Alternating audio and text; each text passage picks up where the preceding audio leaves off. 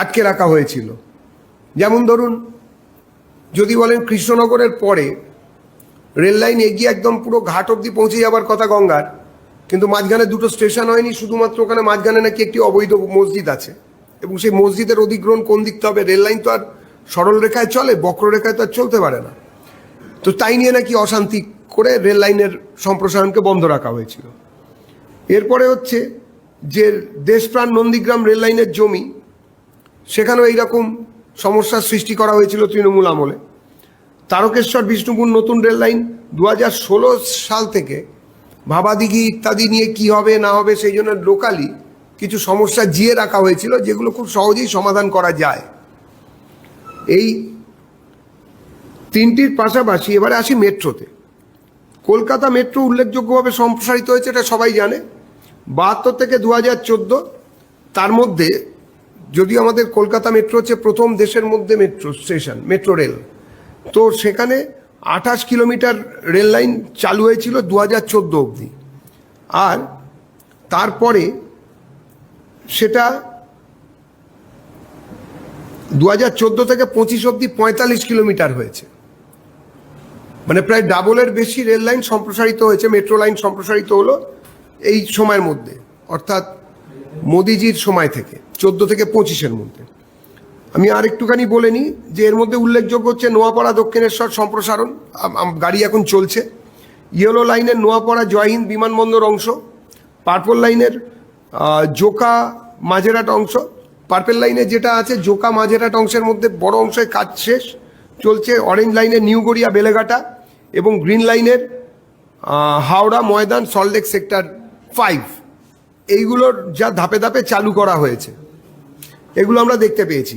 বর্তমানে 52 kilometre metro করিডোরে নির্মাণ কাজ চলছে।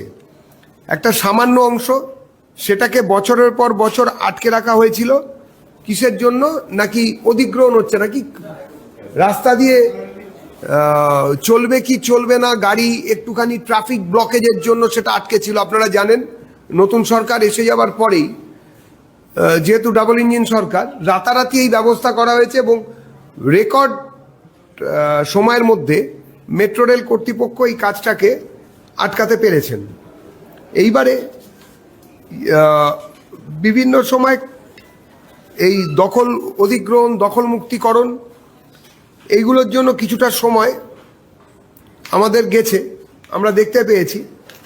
তার জন্য পার্পল লাইন আর গ্রিন লাইন, এই অরেঞ্জ লাইন, এগুলোর একটুখানি ইয়েলো লাইন সমেত একটুখানি কাজ বাকি আছে। আমরা আবার মনে করিয়ে দিতে চাই যে এখন যেগুলো খুবই গুরুত্বপূর্ণ সেগুলো হচ্ছে পিঙ্ক লাইন, সম্প্রতি ঘোষণা হয়েছে, সেটা বছর পর বছর ডিলে করা হয়েছে বিভিন্ন কারণ দেখিয়ে। জায়গাটা ভাবুন, বরানগর থেকে ব্যারাকপুর, এই বিস্তীর্ণ অঞ্চলে যদি একটা মেট্রোর লাইন হয়, একটা মেট্রোর যদি ব্যবস্থা থাকে, তাহলে বিটি রোড, কল্যাণী এক্সপ্রেসওয়ে এবং তৎসংলগ্ন বিভিন্ন জায়গায় একটা ব্যাপক যান চলাচলের সুবিধা হবে এবং তার সঙ্গে এই সমস্যাগুলো অনেকটাই মিটে যাবে। আমরা যেটা বলতে চাই যে এতক্ষণ ধরে যেগুলোকে আটকে রেখেছিল সেটাকে সরিয়ে দিয়ে 1587 কোটি টাকা, 1587 crore, তার টেন্ডারের ব্যবস্থা করা হয়েছে। এই রুটে অর্থাৎ পিঙ্ক লাইন বরানগর থেকে ব্যারাকপুর অবধি, সেখানে 10টা মেট্রো স্টেশন হতে চলেছে বিভিন্ন জায়গায়, এবং এইটা আন্ডার ইমপ্লিমেন্টেশন এইরকম মোডে রাখা হয়েছে। পশ্চিমবঙ্গের সম্মাননীয় মুখ্যমন্ত্রী শ্রী শুভেন্দু অধিকারী মেট্রো প্রসঙ্গে একটা কলকাতার বাইরেও চিন্তা করেছেন, সাধারণত কলকাতা কেন্দ্রিক নয়, কলকাতার বাইরেও তিনি ভেবেছেন। জেলায় আসানসোল দুর্গাপুর মেট্রো এবং শিলিগুড়ি জলপাইগুড়ি পর্যন্ত একটা মেট্রো প্রকল্পের কথা তিনি ভেবেছেন। তিনি জানিয়েছেন যে জনপরিবহন ব্যবস্থাকে উন্নত করার জন্য কলকাতা মেট্রো নেটওয়ার্কের সম্প্রসারণের দায়িত্ব ভারতীয় রেলের, তবে রাজ্য সরকার ও পরিবহন দপ্তরের মাধ্যমে বিশ্ব ব্যাংক, এশিয়ান ডেভেলপমেন্ট ব্যাংক এবং housing and urban development corporation এই সংস্থাগুলির মতন বিভিন্ন প্রতিষ্ঠানের সহযোগিতায় একটা উন্নয়ন পরিকল্পনা করছে। খুব শীঘ্রই আমরা এ বিষয়েও সরকারের পক্ষ থেকে বিভিন্ন জিনিস জানতে পারবো। এই রকম একটা পরিস্থিতিতে দাঁড়িয়ে যারা বিভিন্ন সময় কেন্দ্রীয় রেল প্রকল্প কেন কাজ করছে না, কেন হচ্ছে না, এই ধরনের সমালোচনা করেছিলেন, তাদের মধ্যে বিদায়ী মানে গতায়ু যারা চলে গেছেন, সেই 15 বছরের তৃণমূল শুধু সরকারের লোকজন নয়, তার আগের 34 বছর ধরে যারা বাম সরকার এখানে চালিয়েছিলেন, তারাও বিভিন্ন সময় বিভিন্ন রকম প্রশ্ন ছুঁড়ে দিয়েছেন, জনতাকে বিভ্রান্ত করার চেষ্টা করেছেন, ভুল তথ্য দেওয়ার চেষ্টা করেছেন। আমি আবারও একবার বলতে চাই আমাদের দলের পক্ষ থেকে যে মানুষ কিন্তু বোকা নন, মানুষকে বোকা বানানোর চেষ্টা করবেন না। যে সব রাজনৈতিক দলের নেতা বা কর্মীরা বিভিন্ন সমাজ মাধ্যমে রিলস ইত্যাদি তৈরি করে রেলওয়ে দপ্তরকে এবং তার সঙ্গে পশ্চিমবঙ্গ সরকারের সম্মাননীয় মুখ্যমন্ত্রী শ্রী শুভেন্দু অধিকারী এবং বিভিন্ন সংগঠনের সরকারি সংগঠনের নামে মিথ্যে কথা বলছেন, মিথ্যে প্রচার করছেন, তারা বিরত থাকুন।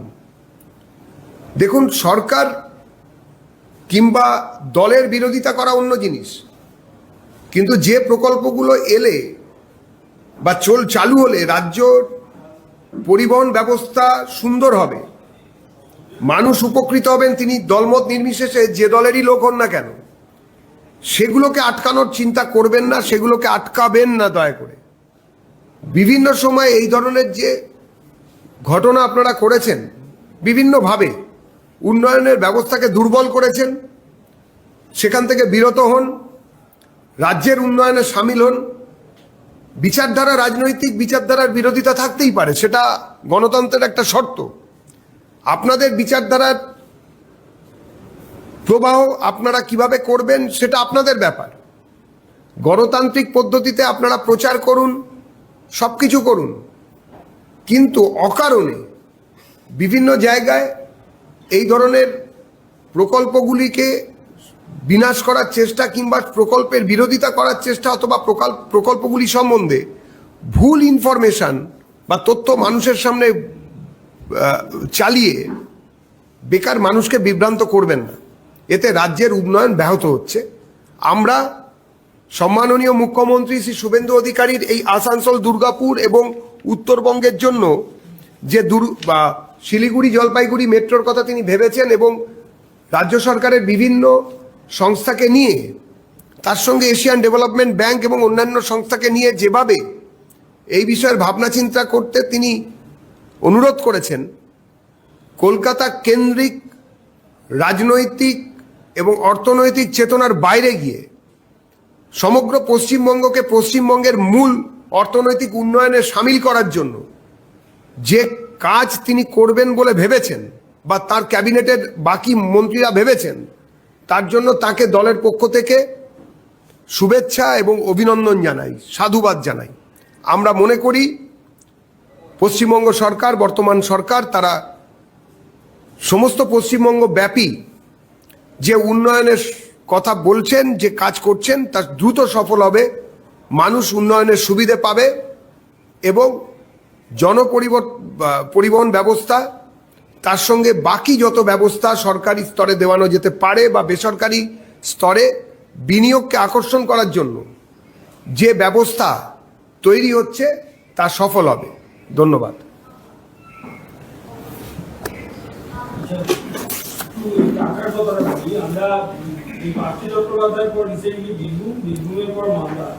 এই যে এত কোটি কোটি টাকার পাহাড় এতদিন কিভাবে ছিল পশ্চিমবঙ্গে, আজকে যদি বিজেপি ক্ষমতায় না আসতো তাহলে জানাই যেত না। ড্রাগ র্যাকেটের সূত্র ধরে না, এটা তো বিভিন্ন সময় এসেছে।